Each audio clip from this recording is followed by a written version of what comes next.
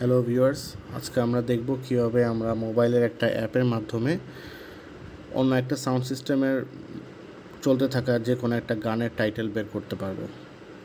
So এটার জন্য এটা খুবই ইজি। এটা করতে হলে সেটার জন্য আমাদেরকে একটা অ্যাপ ইনস্টল করতে হবে, সেটার নাম হচ্ছে শেজাম।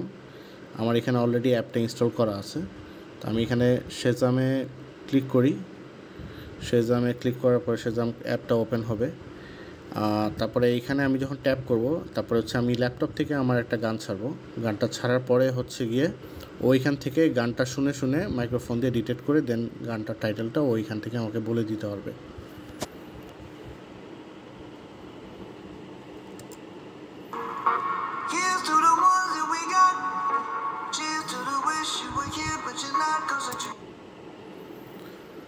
সো অলরেডি ও গানটার টাইটেল ডিটেক্ট করে ফেলেছে এবং গানটা হচ্ছে মেরুন 5-এর মেমোরিজ।